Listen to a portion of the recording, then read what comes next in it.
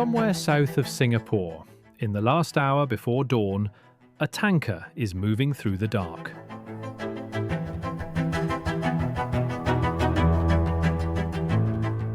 It is longer than 3 football fields. Loaded with crude oil, it weighs 250,000 tons. And beneath its steel hull, between the bottom of the ship and the bottom of the sea, there are only a few meters of water.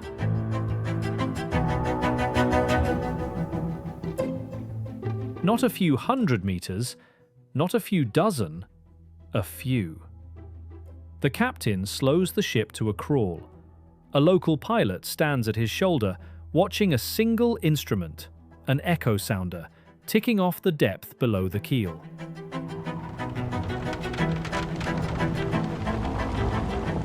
Everyone on that bridge knows the number they cannot cross. This is the busiest shipping lane on Earth. Roughly a quarter of everything the world trades by sea passes through here. A third of all the oil that moves across oceans. Most of the fuel that keeps the factories of East Asia running.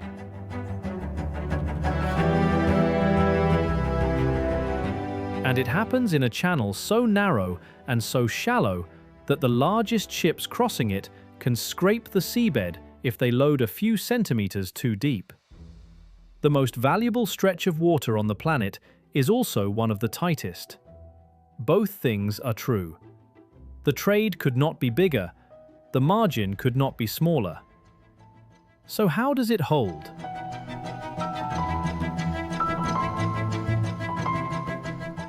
This is the Strait of Malacca, a ribbon of sea about 900 kilometers long, running between the island of Sumatra and the Malay Peninsula, connecting the Indian Ocean to the Pacific.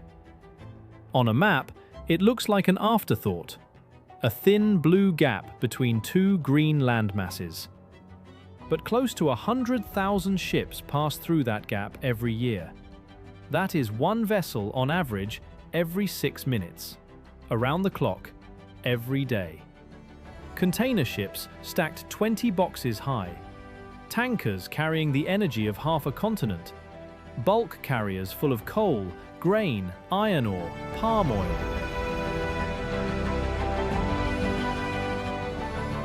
If you have ever bought a phone, a laptop, a pair of shoes made in Asia, there is a good chance the thing you are holding once floated through this strait in a steel box. The title of this video says, "A quarter of world trade squeezes through here." That word, squeezes, is doing careful work. Because this is not a canal. No one dug it, no one built its walls. It is a natural channel, shaped by ice ages and rivers, and at its tightest point, it pinches down to less than 3 kilometers of usable water, with the world's commerce funneling through the gap. The question this video answers is not really where the strait is, or how much passes through it. Those are just numbers. The real question is harder. How does a channel this shallow, this crowded, owned by no single country, carry a quarter of the world's trade, and keep carrying it hour after hour without seizing up? To understand that, you have to stop looking at the map and start looking at the water itself.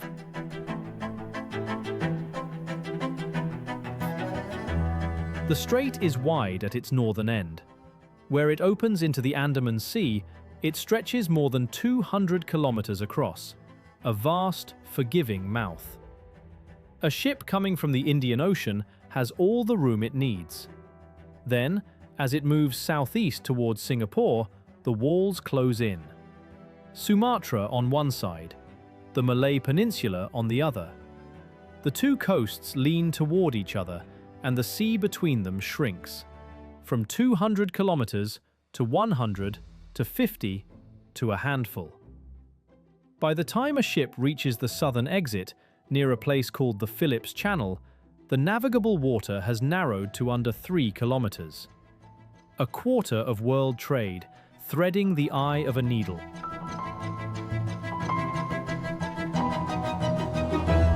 But the narrowness is only half of it.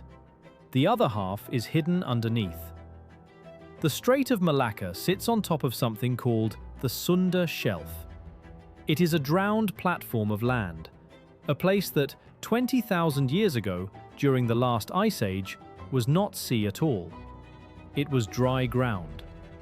Back then, so much of the world's water was locked up in ice that sea levels were more than 100 meters lower than today.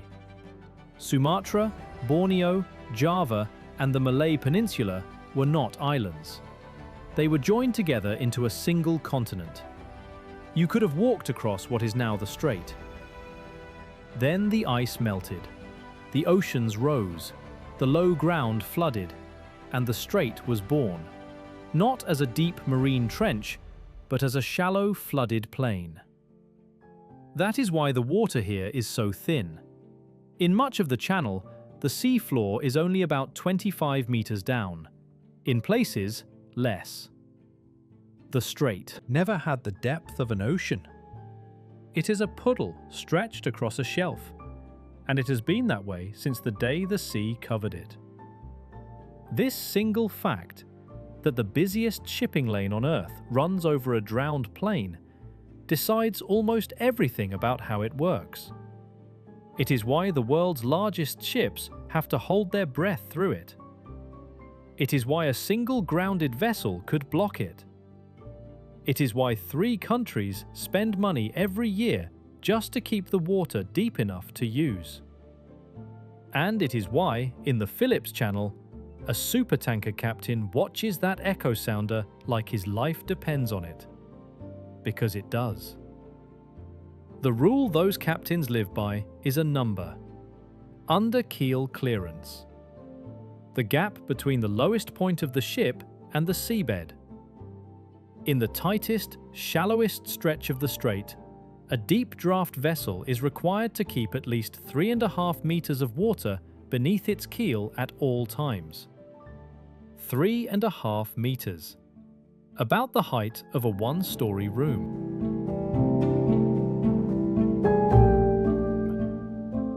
And even that thin cushion can be eaten away by physics. When a very large ship moves through shallow water at speed, it sinks slightly lower. The hull pulls the water down beneath it, and the ship squats deeper than it does at rest. It is called squat. In shallow water, it can quietly steal a meter of clearance without anyone touching the controls. So the ship slows down. Speed becomes depth. A tanker that could cruise at 15 knots in open ocean crawls through the Phillips Channel at 8, because every knot of speed is a centimeter of seabed it can no longer afford. This is the first machinery of the strait. Not an engine, not a gate. A margin, measured in meters, defended by caution, that the entire flow of Asian trade balances on. The strait was so shallow and so essential that the shipping industry built an entire class of ship around it. They are called Malacca vessels. The name means exactly what it sounds like: the maximum size that can pass through the Strait of Malacca fully loaded. A Malacca tanker is limited to a draft of about 14.5 meters. Load it any deeper, and it can no longer clear the seabed here. Think about what that means. The depth of a natural channel, carved by nothing but melting ice, set a hard ceiling on the size of the world's oil tankers. Ship owners in Japan and Korea and Greece, ordering vessels worth hundreds of millions of dollars, drew their blueprints to fit a shallow spot near Singapore they would never see. And the ships that were too big? The ultra-large crude carriers, the giants of the 70s, loaded so deep they could never fit through Malacca? They have to go the long way around, south of Sumatra, down through the Lombok Strait, between the islands of Bali and Lombok, where the water is deep enough, hundreds of meters, to swallow their draft. Then up through the Makassar Strait, threading the Indonesian archipelago before rejoining the route to East Asia. That detour adds roughly 3 days of steaming, days of fuel, days of crew wages, days of a multi-million-dollar ship earning nothing but burning oil. The economics are brutal. So brutal that most owners simply build smaller. They design their fleets to fit the strait rather than pay the price of avoiding it. The channel shapes the ships. The ships do not shape the channel. That is the order of things here, and it never reverses.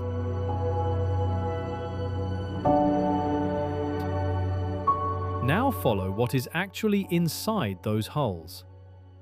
The Strait of Malacca is, above all else, an energy artery. It is the shortest sea route between the oil fields of the Middle East and the economies of East Asia. A tanker leaving the Persian Gulf, bound for China or Japan or South Korea, has essentially one efficient way to get there: through here. The numbers are staggering. In recent years, well over 20 million barrels of oil a day have moved through this strait. That is close to a third of all the oil that travels by sea anywhere on Earth. Add to that a huge share of the world's liquefied natural gas, the supercooled fuel that arrives by ship in insulated tanks and heats homes and spins turbines across Asia. Most of that crude has one destination in mind. It flows east, toward the refineries and power plants of the biggest manufacturing economies in the world. Cut the strait, and you do. Not just stop ships. You start turning off the lights in cities 2,000 kilometers away. But not every ship carrying that energy is treated the same by the channel. And the reason comes back again to the depth. A container ship is tall, but it does not sit especially deep in the water. Even the largest of them draws only 13 to 16 meters, comfortably under the strait's limit. So for the container trade, Malacca is simply the road. Every box moving between the factories of East Asia and the ports of Europe funnels through here, without a second thought about the seabed. The tankers are the ones the channel disciplines. A fully loaded, ultra-large crude carrier draws too much to fit. So its operators do something clever and slightly absurd. They load the giant tanker only part full, 60 to 80% of its capacity, in the Middle East. That lightens it enough to raise its hull and clear the strait. Then, at its destination, it tops off, takes on the rest of its cargo from smaller ships, or completes the discharge in stages. It is a two-step loading dance, performed by some of the largest moving objects humans have ever built, all to squeeze under a shallow spot near Singapore. The channel does not just shape the ships, it shapes the way they are filled. And then there is the cargo that is racing a clock.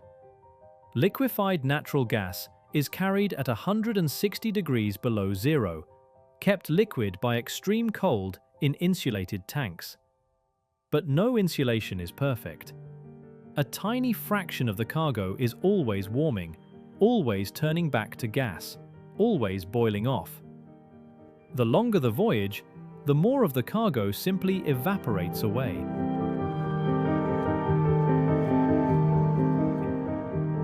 So an LNG tanker is not just carrying fuel, it is carrying a cost that grows with every hour it spends at sea.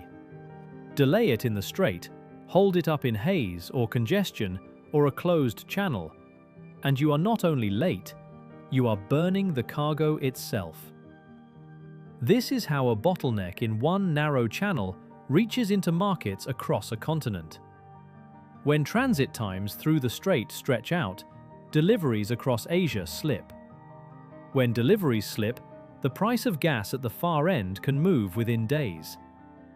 A slow afternoon in the Phillips Channel becomes, a week later, a number on a trading screen in Tokyo. Nothing here works alone. It was not always the world's energy that moved through here. For most of history, it was spice. In the 7th century, A maritime empire called Srivijaya rose on the island of Sumatra. Its rulers understood something that every power in this region has understood since, that whoever controls the strait controls the trade between India and China. Srivijaya took the two great choke points of the region, the Strait of Malacca and the Sunda Strait, and held them for centuries. Merchants from Arabia and India and China passed through their waters. Glassware, cotton, ivory and spices moved along this same thin channel 1,000 years before the first oil tanker was ever built. Then, in the 15th century, a prince arrives on the coast. His name is Parameswara. He has fled an invasion, and he is looking for a place to found a new city. He stops to rest under a tree, a Pokok Malacca, an Indian gooseberry, and, the story goes, watches a tiny mouse deer turn and kick one of his hunting dogs into the river. He takes it as an omen of courage in an unlikely place, and he builds his city there. He names it after the tree, Malacca. The city gave its name to the whole strait, and for a time, Malacca became the beating heart of Asian trade, a port where the winds of the monsoon met, where fleets waited out the seasons, where the goods of two oceans changed hands. The city faded. The empires that fought over it, the Portuguese, the Dutch, the British, each took their turn holding the water. But the strait itself never lost its role. The cargo changed, the flags changed. The one constant was the channel, and the ships that had no better way through. Which brings us to the place where all of it is monetized. Because there is a city at the eastern end of this strait that has built its entire existence on the traffic passing by.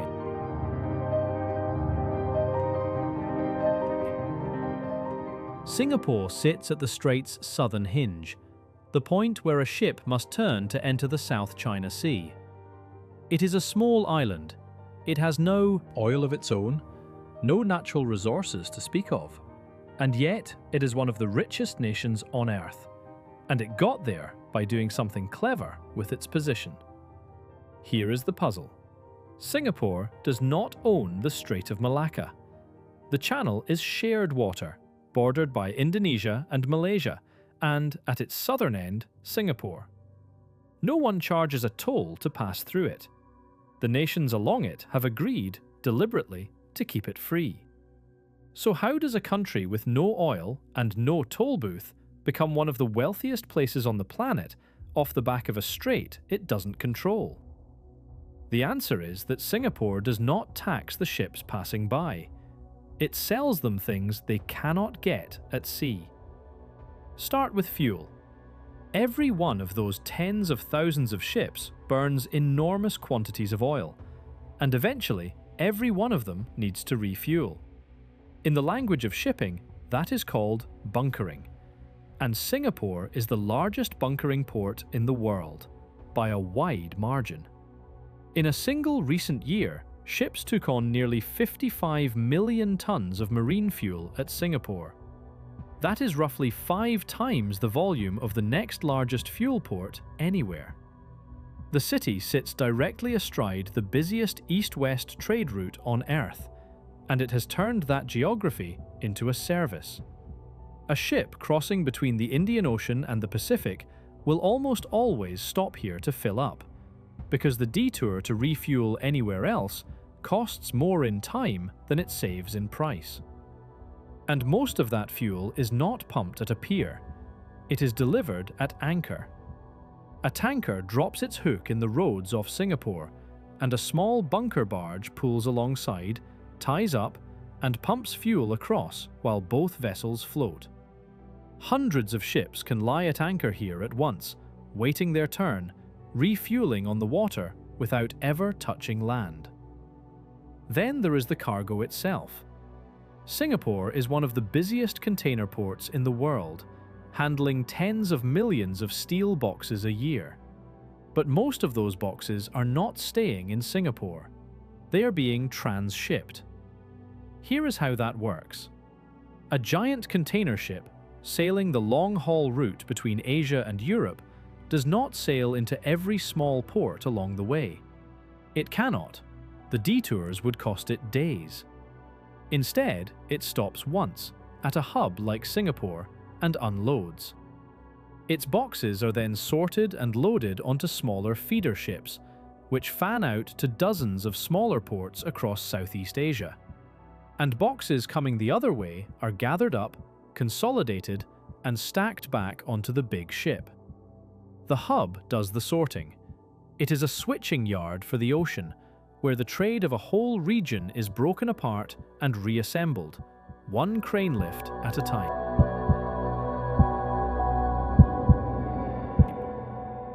And then there is what Singapore does to the oil itself. The city has no crude of its own, not a drop, and yet it is one of the largest refining centers in the world. Tankers arrive full of raw crude from the Middle East, pump it ashore to a cluster of refineries built on reclaimed land, and there it is split into petrol, into diesel, into jet fuel, into the feedstock for plastics and chemicals. Then it is loaded back onto ships and sold across Asia. Singapore buys the crude at one price and sells the products at a higher one. The difference is the value it adds by processing. It is the oldest trick of a trading port, updated for the age of oil. Take in the raw material, transform it, send it out worth more than it came in. The same island does it with electronics, with chemicals, with capital itself. But that refining strength is also a dependency. The refineries run on crude that arrives almost entirely through the strait. Choke the channel and the tankers stop coming, and the refineries that supply fuel across the region begin, quietly, to run dry. The city that turned the strait into a fortune is also the city with the most to lose if the strait ever closes. Which is why Singapore is now betting on the strait's future, decades ahead. The ships that pass through here will not always burn the heavy oil they burn today. The industry is slowly turning toward cleaner marine fuels, methanol, ammonia, gases that release less carbon when burned. And Singapore is racing to be the place those new fuels are supplied, running the first trials, building the first infrastructure. The logic is simple and cold. Whatever ships burn in the year 2050, they will still have to come through this strait to take it on board. Singapore does not need to know which fuel wins. It only needs to be standing at the eastern hinge, ready to sell it when the ships arrive. The fuel changes. The geography does not. So Singapore makes its money not by owning the strait, but by being the place the strait's traffic has to stop. The fuel, the transshipment, the refineries, the banks and insurers and traders that finance every cargo. None of it requires a toll. All of it requires the ships to come, and the ships have no choice because of the geography of that shallow channel to the west. Remember that. A country grew rich by refusing to charge for the strait. We will come back to why that refusal is not generosity, but strategy. For now, hold on to the shape of the thing. A shallow channel, a shortcut for the world's energy and goods, and at its far end, a city that turned proximity into fortune. It sounds stable, permanent even. It is not, because the strait is, very slowly, trying to close itself. The same rivers that made this coast are filling the channel in. Look at the land on either side. Sumatra and the Malay Peninsula are wet, tropical, mountainous places, drained by great rivers that pour down toward the sea. And every one of those rivers carries sediment, mud, sand, silt, scraped off the land and dumped into the strait. Near the mouths of the largest rivers, that sediment piles up fast. On the Malay side, the seabed rises by around 9 meters of accumulated silt near some river mouths. On the Sumatran side, in the worst places, the accretion can be far greater still. The strait is not a static channel. It is a bathtub with the taps running, slowly filling with the debris of 2 coastlines. And in a channel that is already only 25 meters deep, with supertankers clearing the bottom by 3.5, silt is not a cosmetic problem. It is an existential one. Let the seabed rise, and the ships that fit today will scrape tomorrow. Let it rise enough, and the strait stops being deep enough to matter. So the countries along it fight the silt, continuously. They run hydrographic surveys, ships that map the seabed over and over, charting where it has risen and where new shoals have formed. They dredge the critical channels, scooping sediment off the bottom to hold the depth. They coordinate the work across 3 national jurisdictions because the silt does not care about borders, and a shoal on one country's side threatens everyone's ships. Without that work, the depths would shoal further. The channel that carries a quarter of world trade exists, in part, because people spend money every year refusing to let it fill in. It is not a permanent feature of the planet, it is a maintained one. And the silt is only the slowest of the hazards. The strait is crowded with faster ones. Along the bottom of the main channel lie the wrecks of ships that did not make it, more than 30 of them in the busiest stretch, some dating back to the 1880s. In a deep ocean, a wreck sinks harmlessly out of reach. Here, in 25 meters of water, a wreck is an obstacle, a snag on the seabed that every chart must mark and every deep ship must avoid. Above the water, there is the weather. In certain months, fires on the land in Sumatra send smoke drifting across the strait, a thick haze that can cut visibility to a few hundred meters. Ships slow to a crawl, feeling their way through a channel they can barely see, surrounded by other vessels they can only track by radar and radio. And unlike a ship in open ocean, a ship in the Strait of Malacca has almost nowhere to go wrong. A loaded tanker is not a car. It cannot brake. Bring the engines full astern, and it may still take a kilometre or more to stop. It cannot swerve. Turn the rudder hard, and the hull answers slowly, sluggishly, swinging wide across water it does not have to spare. In the open sea, that sluggishness is manageable. There is room, time, sea on every side. Here, there is none. A steering fault at the wrong moment, a misread of another ship's intentions, a current setting the bow a few degrees off, and there is no room to recover before the shallows on one side or the oncoming lane on the other. The margin that is thin beneath the keel is just as thin to port and starboard. Over the years, this stretch has seen collision after collision, grounding after grounding. The physics of large ships meeting in small water. Each one a reminder that in this channel, the distance between routine and disaster is measured in seconds and meters. Now put it all together. A shallow, silting channel, narrowing to 3 kilometers, studded with wrecks, choked at times with haze, crowded with ships that cannot stop or turn in time, and through it, one vessel every 6 minutes, day and night, forever. By every logic, this should not work. Traffic like that, in a channel like this, should end in collision after collision. And yet, most days, it flows. The reason it flows is a system, an invisible one, and to see it, you have to go to the places where the strait is not just water, but a set of rules.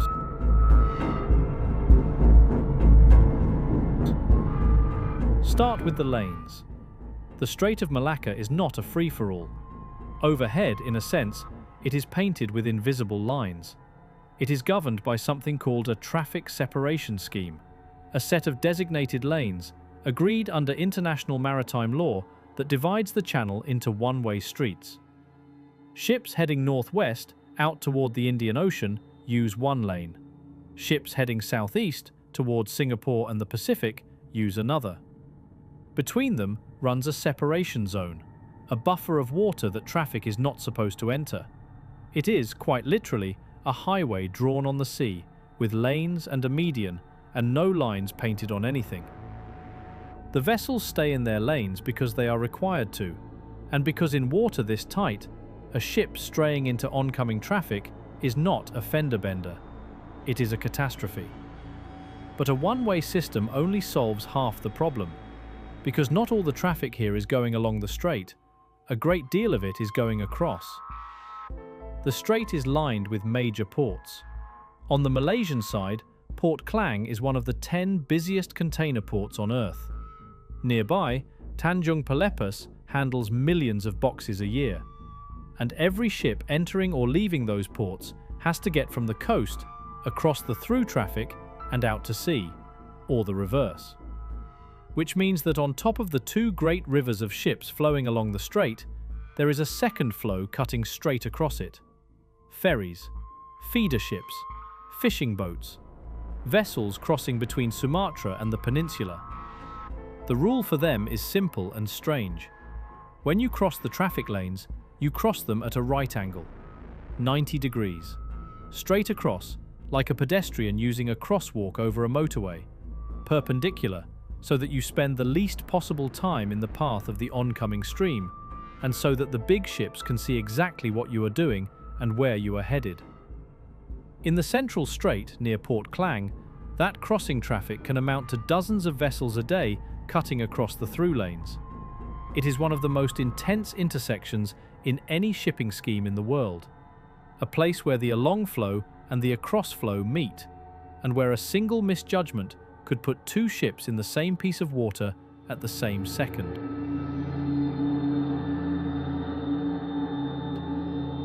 So who is watching all of it? Who makes sure the crossing ferry and the oncoming tanker are not about to occupy the same point on the map? The answer is not a satellite. It is not an algorithm running quietly in a data center. It is a room full of people, on a shift, talking to ships by radio. There is a mandatory reporting system for this strait. Its name is Strait Rep, and under it, ships of a certain size cannot simply pass through in silence. They must report in. The strait and its approaches are divided into sectors, each with its own radio channel and its own shore station. As a ship moves through, it checks in, by voice on the radio in English, giving its name, its position, its course, its speed. Deep draft vessels and the largest tankers are asked to broadcast their details hours ahead, so the system knows they are coming before they arrive. Ashore, in vessel traffic centers run by Malaysia, Indonesia and Singapore, operators sit in front of walls of screens. They watch the electronic tracks of every reporting ship. They see the along traffic, across traffic, the tankers and the ferries, the fast and the slow. And when two tracks are converging in a way they should not, a human voice comes over the radio, calling a ship by name and tells it what it needs to know. And no single center watches the whole strait. It is too long. So the channel is broken into a chain of sectors, each with its own radio frequency, its own shore station, its own watch. As a ship moves down the strait, it is handed from one sector to the next, checking out of one controller's water and into the next, sector by sector, all the way through. If that sounds familiar, it should. It is almost exactly how the sky is managed. An airliner crossing a continent is passed from one air traffic controller to the next, region by region, each one watching only its own slice and handing the plane on before it leaves. The Strait of Malacca does the same thing with ships, an invisible relay of human attention stretched along 900 kilometers of water, so that no vessel is ever unwatched, and no gap opens between one watch and the next. But there is a hazard the system can never fully close. Not every boat in this water is listening. The through traffic, the tankers, the container ships, the bulk carriers, are large, tracked, reporting, bound by the rules. But the strait is also a working sea for the people who live along it. Wooden fishing boats, small ferries, local craft crossing between villages on opposite shores. Many are too small to fall under the reporting rules. Some carry no modern tracking at all. Some of their crews have never studied the international regulations that the big ships live by.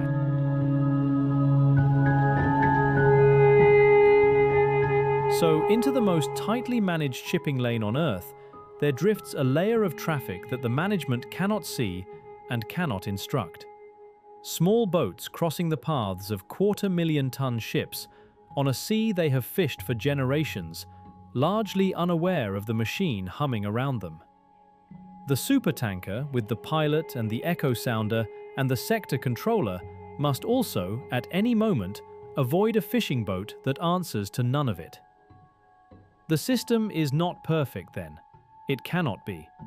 It manages what it can see and stays alert for what it cannot, and holds the channel open in the space between the two. This is the part people never picture. When you imagine a quarter of world trade moving through a strait, you imagine machinery, cranes, engines, automation.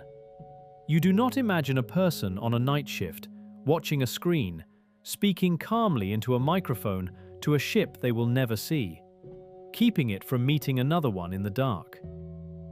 But that is what it is.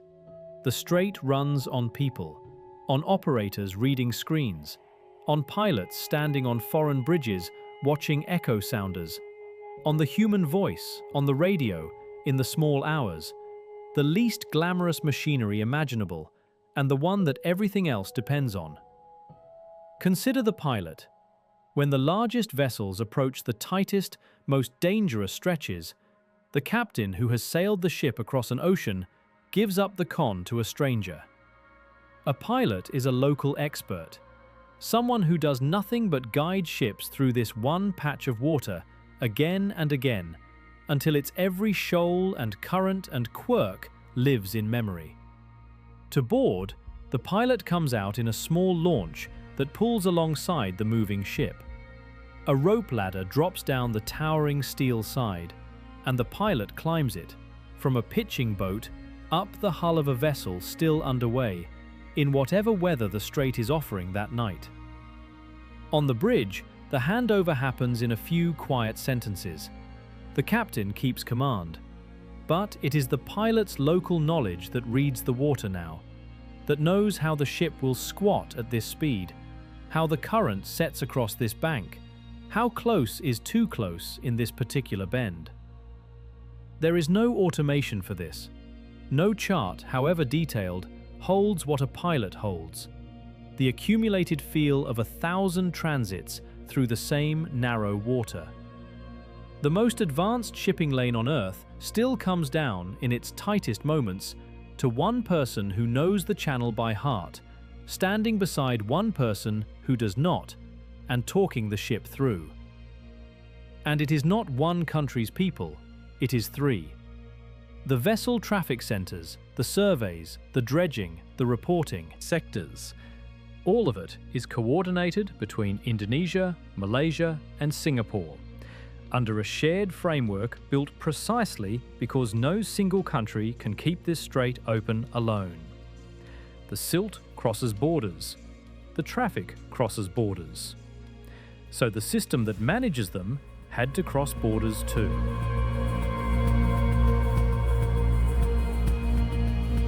Which is the heart of the whole thing, and we are almost to it. But first, there is one more part of the machine. The part that keeps the strait not just navigable, but safe. Because for a long stretch of years, the greatest danger in these waters was not the seabed, it was other people. In the late 1990s, a financial crisis tore through Southeast Asia. Currencies collapsed. Banks failed. In the countries along the strait, and especially in the poorer coastal communities of Indonesia, jobs vanished and desperation set in. And some of the people on that coast turned to the traffic passing their doorstep. Piracy in the Strait of Malacca had existed for centuries. Long before European ships arrived, raiders had preyed on the merchant traffic here. But in the early 2000s, it surged. Small boats would come out at night, board a slow-moving ship, and take what they could: cash from the safe, equipment, sometimes the crew for ransom. At its worst, this single strait accounted for a large share of all the piracy in the world. Insurers declared it a war risk zone. Crews transiting these waters kept anti-piracy watches through the night. A channel that carried a quarter of world trade had become one of the most dangerous places to sail on Earth. The response came from the same three countries, working together. In 2004, the navies of Indonesia, Malaysia, and Singapore began coordinated patrols of the strait, a joint effort to put boats and aircraft over the water at all hours. They called part of it the Eyes in the Sky, shared air patrols, with each country contributing aircraft allowed to cross a few miles into their neighbours' waters so that no stretch of the strait went unwatched. They built shared information centres to pass warnings between navies in real time. And then, at the end of that same year, geography intervened in the cruelest possible way. In December 2004, a massive earthquake off Sumatra sent a tsunami across the Indian Ocean. It killed hundreds of thousands of people around the region, and along the Indonesian coast, it destroyed many of the small fishing villages that had served as bases for the pirates. There is nothing to celebrate in that. The wave took the innocent and the guilty without distinction, and the human cost was beyond measure. But one of its quiet consequences was that the piracy that had haunted the strait lost much of its footing on the shore. Between the patrols and the wave, the attacks fell. From dozens a year to a handful to close to zero in the strait's worst stretches. The waters that had been a war risk zone became, once again, merely busy.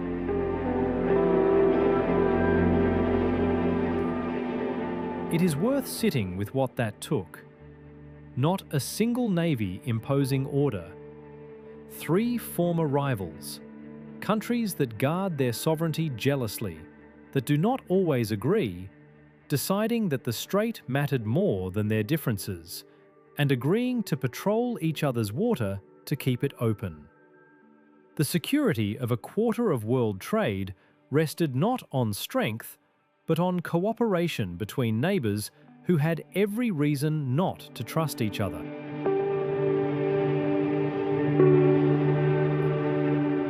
So now you can see the pieces. The margin under the keel. The Malacca ships built to fit. The lanes. The right-angle crossings. The reporting system and the operators who run it. The dredgers holding back the silt. The joint patrols holding back the piracy. 3 countries, no owner, no toll. And a question that has haunted every nation dependent on this strait. What if it stopped? Not forever, just for a week. One vessel sunk in the wrong place. One crisis that closed the channel. What would follow? The ships would not vanish, they would reroute. Down and around Indonesia, through the Lombok Strait, adding 1,000 miles and 3 to 5 days to every voyage. And that extra time is not free. A ship that takes 5 extra days to complete a journey is a ship that is not available to start the next one. Multiply that across the thousands of vessels using the strait, And the world's shipping capacity does not just slow, it shrinks, because so much of it is now stuck at sea, covering the detour. Fewer ships available means higher freight rates. Higher freight rates mean costlier goods. Longer voyages mean more fuel burned, and the price of that fuel climbs too. The energy that fed East Asia arrives late and dearer. And you can watch this happen even without a full closure. When a choke point somewhere else in the world shuts and traffic reroutes, the pressure lands here, in longer queues and busier anchorages. The whole global network flinching at the loss of a single node. That is the shadow side of the strait's efficiency. Because it is the shortest, cheapest way through, the entire system leans on it. And a system that leans that hard on one channel feels it everywhere, the moment the channel gives. Because here is the vulnerability at the centre of it all. So much depends on this one channel that, for some countries, dependence on the strait is a strategic weakness. A large share of the oil imports of the biggest economy in the region flows through here. Strategists gave that vulnerability a name: the Malacca dilemma. The danger of resting a nation's energy supply on a single narrow passage that could, in some crisis, be closed. And so, for decades, the obvious question has been asked: if the strait is so vital and so vulnerable, why not build a way around it? People have tried to imagine one, and every alternative has failed the same test. The most direct detour is south, around Sumatra, through the Sunda Strait or the Lombok Strait. But the Sunda Strait is shallow and swept by powerful tidal currents, harder to navigate than Malacca, not easier. And the Lombok Strait, though deep enough for the largest ships, sits far to the south. Routing through it adds 1,000 to 1,500 nautical miles to a voyage, 3 to 5 extra days at sea, plus the fuel to cover them, and the loss of Singapore's refuelling on the way. It works, it just costs more than almost anyone wants to pay.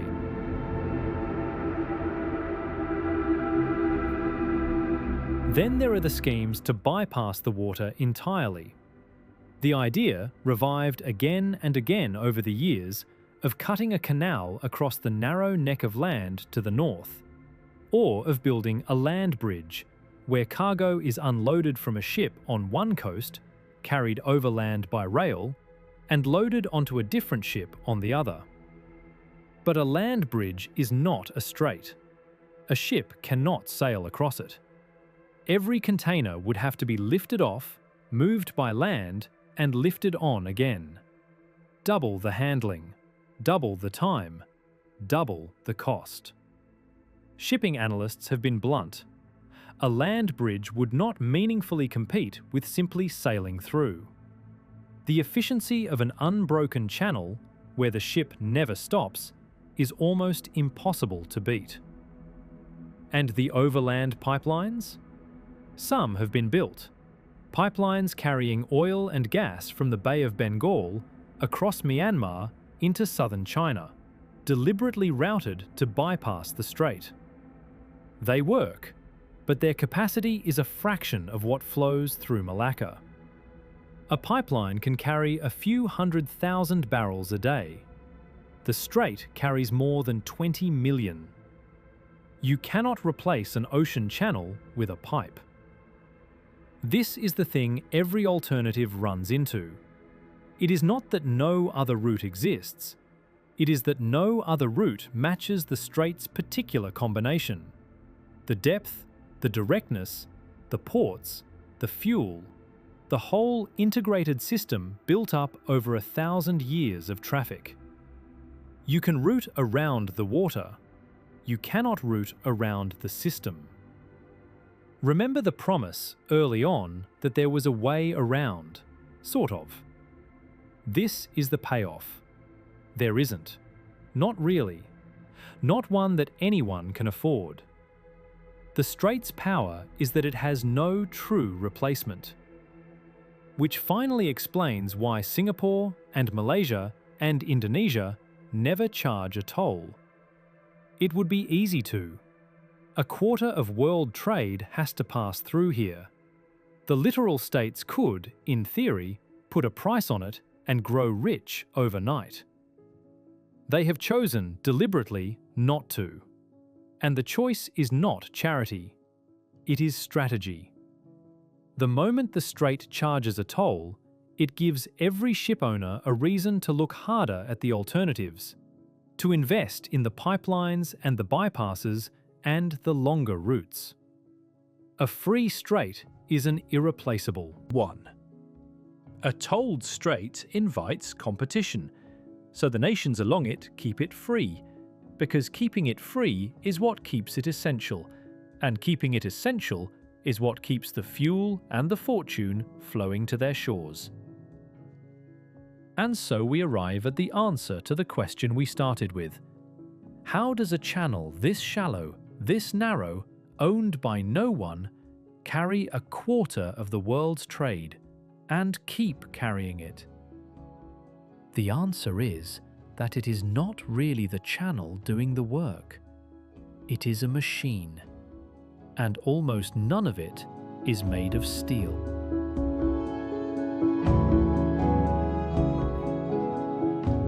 Picture the whole thing at once. A tanker enters from the Andaman Sea and slides into a lane painted on the water by international agreement. As it moves, it reports itself by radio to an operator ashore who is watching its track alongside 100 others. It slows through the shallows, a pilot at the captain's side, an echo sounder ticking off the meters beneath the keel. Meters that exist only because dredgers are, at that moment, somewhere in the strait, holding back the silt. Ferries cross its path at careful right angles. Patrol boats and aircraft from 3 navies watch the coast. Lighthouses, at 1 Fathom Bank, at Raffles, at Horsburgh, mark the turns. And around the ship, unseen, is a web of rules and voices and agreements that no single country built and no single country owns. Take away any one part and it stops. Remove the dredging and the channel shoals until the ships scrape bottom. Remove the lanes and the 2 rivers of traffic collide.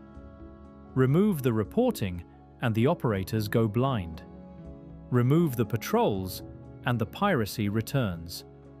Remove the cooperation between the 3 countries and every one of those systems fractures along a border. Nothing here works alone. That is not a poetic flourish. It is the literal operating condition of the busiest waterway on Earth. The strait is not held open by its geography. Its geography is working against it, silting and narrowing and shallow. It is held open by a system of interdependence so complete that the failure of any single piece takes down the whole. And here is what the world consistently gets wrong about it. We look at the Strait of Malacca and we see a place of power, a choke point that navies could seize, a prize that great powers circle. We tell its story as one of strength and strategy and control.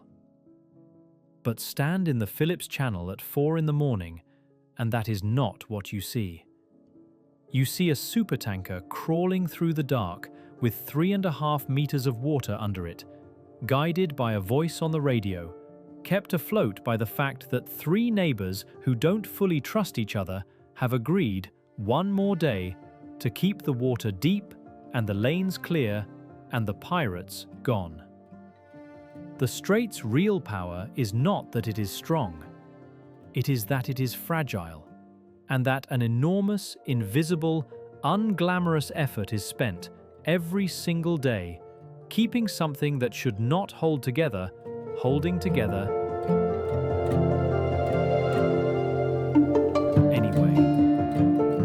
Along the edges of this channel, where the trade thunders past, there is a quieter kind of system still doing its work. Where the great rivers meet the strait, there are mangroves, dense tangles of root and trunk standing in the tidal mud. At Tanjung Piai, at Pulau Kukup, they are protected wetlands, home to migratory birds that stop here on journeys spanning continents. But the mangroves are not only scenery, they are machinery too. Their roots trap the very silt that the dredgers fight in the channel, holding the coastline together. They break the force of storms and waves before they reach the land behind. They are the strait's oldest infrastructure, a living system that has been quietly managing this coast for far longer than any traffic scheme and asks nothing in return. And offshore, the traffic never stops. Right now, as you watch this, there are ships in the strait, dozens of them in the lanes, a tanker easing through the Phillips Channel, an operator somewhere watching a screen calling a vessel by name, a dredger working the silt. The machine is running, as it runs every hour of every day, and almost no one aboard those ships, and almost no one buying the goods they carry, ever thinks about how thin the margin really is.